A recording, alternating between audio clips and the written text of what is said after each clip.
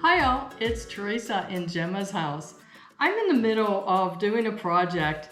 I'm going to paint the bathroom hardware that is in my hall bathroom. These were chrome. They were the standard builder grade stuff that came with my house. I wanted to put a little more color in that bathroom before I get a chance to paint the walls and do other wall treatments in there. And of course, I didn't want to buy new bathroom hardware. I wanted to just use what I have already and just change it up a bit. So yesterday, I gave all this hardware 2 coats of black acrylic paint using this inexpensive acrylic paint. I could have sprayed them, but I don't have spray paint and I would rather use what I have on hand and avoid the expense of buying more supplies. Today, I'm going to add this metallic copper, and I've used this copper paint on so many other projects in my previous houses. I have this lamp and I changed the color of it several times. First I had it kind of like a silver, and then I added the black acrylic paint and the copper, and I've had it like this now for about 4 years, and I guess it's staying like that because I really love it. Okay, so this is the part I like the best, putting the copper on.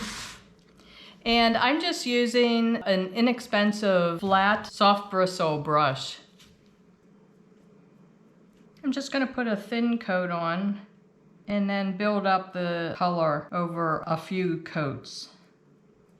And if you want a more aged or distressed look, you can let some of the black base coat show through and not as much of the copper paint on the top. What I'm going to do is layer on a few coats of the copper and then distress it a little with some watered down black paint. These will be ready for a second coat in probably a half an hour. So I just have these screws through a hole in the cardboard so I can hold them underneath the cardboard, move them around, and then they can just sit here and dry. And I keep my fingers clean. Okay, so this is what they look like with a first coat of the copper. This is what they look like with the second coat of copper on them.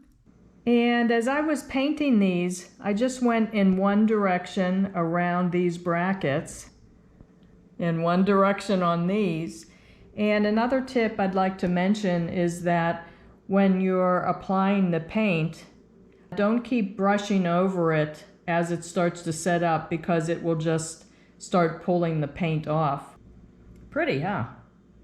Okay, and here we have the third and final coat of the copper, and I think they look so beautiful. And while I was at it, I decided to paint this little desk lamp that was gifted to me by a former neighbor at my previous house.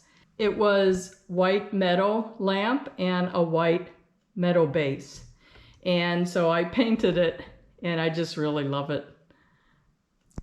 Okay, so I'm going to add some watered down black paint to all of these. So I have this amount of black paint, and I'm just dipping my brush into a little bit of water first and getting a watered down mixture of the black. I don't want it to be too runny, and I don't want too much paint to be in there either. So I'm just brushing this on. Because it has so much water in it, it's going to bead up. And you can play with this finish to get the look that you want. But I'm basically just trying to tone down the copper shimmer a little, just so it doesn't look too new. I want them to look a little aged. Some parts were looking a little spotted, So I added a little more watered down black paint and rubbed it out with the paper towel, and they look great.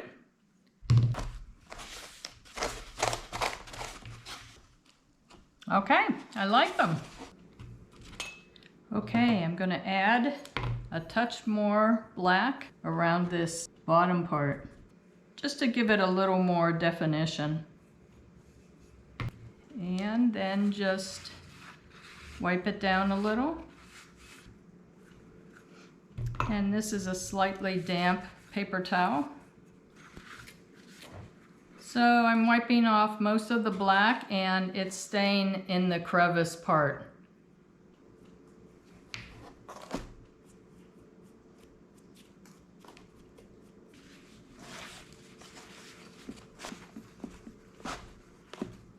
So this is just a back and forth process of layering on the copper paint, a little bit more black, wiping it back a little more until you get the look that you want.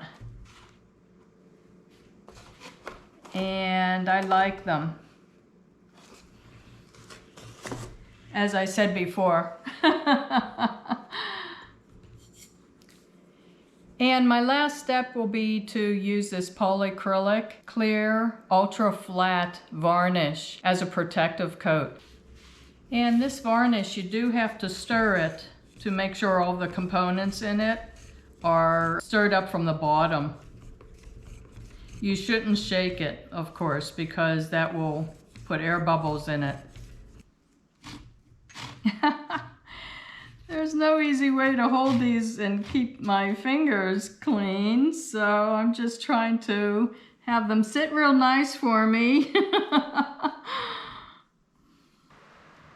Okay, so I think they turned out really nice, and I'm happy with the color and the black on the brackets. And it just adds a nice pop of color since these are all white walls and a gray tile floor. So it just needed a nice little pop of color. So I'm happy with them. So another really inexpensive design on a dime project finished. I hope you got some good ideas to maybe use a technique like this somewhere in your own home. And if I can ask you, if you like this video, can you please give it a thumbs up and leave a comment for me too. I would really be happy to hear what you have to say. So thanks again for watching. Bye-bye.